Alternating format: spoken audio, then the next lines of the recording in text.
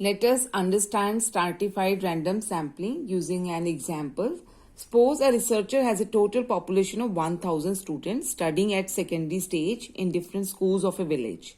Suppose the researcher wants to study the learning style of these students according to the class in which they study.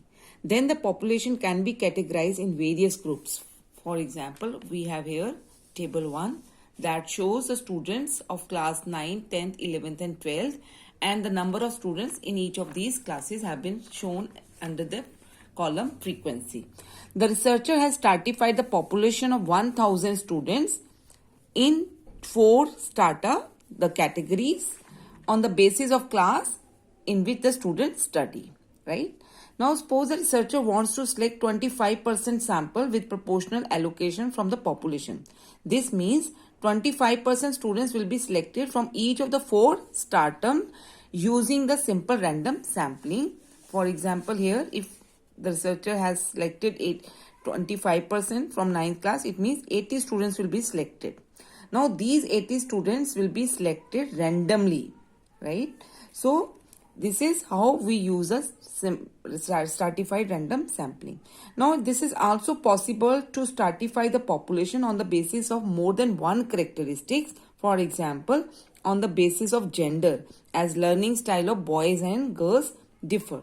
So we can categorize the students in this way also. So we have boys and girls of different classes, that is 9, 10th, 11th and 12th. So we have categorized the students, 1000 students, using 2 different characteristics, the class in which they study and the boys and girls. So thus we have 8 stratum, and we can have stratified random sampling for selecting the sample which would be stratified.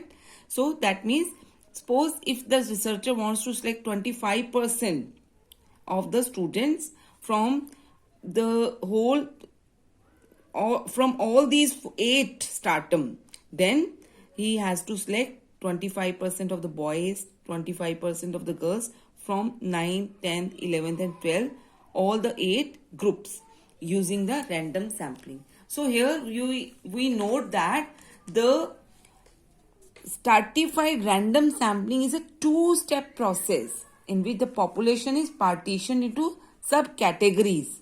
These subcategories are called the strata, and these stratas are mutually exclusively and collectively exhaustive. That means every element, for example here the students, every element or the student of the population is assigned to one and only one stratum, and no population element should be omitted. Then the elements are selected from each of the stratum by simple random sampling technique. The main purpose of using this technique is that we want the accuracy in while selecting the sample.